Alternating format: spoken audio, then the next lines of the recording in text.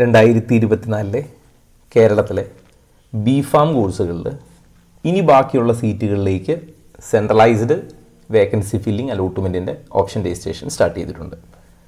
അപ്പോൾ അതിൽ ബി.ഫാം കോഴ്സിന് മുമ്പ് അപേക്ഷ കൊടുത്തവരും അല്ലെങ്കിൽ പ്രവേശനം നേടാൻ ആഗ്രഹിക്കുന്നവരുമൊക്കെ 9/10/2024 ബി.ഫാമിൻ്റെ റാങ്ക് ലിസ്റ്റ് ഉൾപ്പെട്ട കുട്ടികൾക്ക് 9/10 ഒക്ടോബർ 9 വൈകിട്ട് 3 മണിക്ക് മുമ്പ് C.Kerala എന്നുള്ള സൈറ്റിൽ നിങ്ങൾക്ക് വേണമെങ്കിൽ ഓപ്ഷൻ കൊടുക്കാവുന്നതാണ്.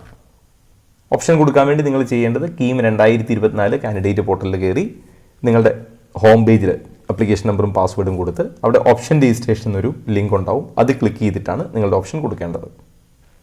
അതിൽ ഡേറ്റ് ഷെഡ്യൂൾ നോക്കുക. ഒക്ടോബർ 8 രജിസ്ട്രേഷൻ തുടങ്ങുന്നത്. ഒക്ടോബർ 9 3 മണി കൊണ്ട് അത് കംപ്ലീറ്റ് ആവും. 9 ഫൈനൽ അലോട്ട്മെൻറ്റ് വരും. 10 4 മണിക്ക് നിങ്ങൾക്ക് ജോയിൻ ചെയ്യാം. അപ്പോൾ അതിൽ പറഞ്ഞിട്ടുണ്ട് നിങ്ങൾക്ക് can give options as per the priority of the course college combination. നിങ്ങൾക്ക് പ്രയോറിറ്റി അനുസരിച്ച് കൊടുക്കാം. അതായത് ഇപ്പോൾ നിലവിലുള്ള വേക്കൻസി നോക്കിയിട്ടല്ല, ഇനി വരാനുള്ള വേക്കൻസി ഒക്കെ കൂട്ടിയിട്ട് നിങ്ങൾക്ക് ഓപ്ഷൻ കൊടുക്കാവുന്നതാണ്. വേക്കൻസി ഉണ്ടോ എന്ന് നോക്കേണ്ടതില്ല, നിങ്ങൾക്ക് ഇഷ്ടമുള്ള കോളേജുകളൊക്കെ കൊടുക്കാം. ഇനി അലോട്ട്മെൻറ്റ് കിട്ടുന്ന കുട്ടികൾ 10 4 മണിക്ക് മുമ്പ് അവരുടെ അലോട്ട്മെൻറ്റ് മെമ്മോയിൽ 9 റിസൾട്ട് വന്നാൽ അലോട്ട്മെൻറ്റ് മെമ്മോയിൽ പറഞ്ഞിരിക്കുന്നത് പോലെ ആ ഫീസ് നിങ്ങൾ അടച്ച് നിങ്ങൾക്ക് ആ കോളേജിൽ ജോയിൻ ചെയ്യാവുന്നതാണ്.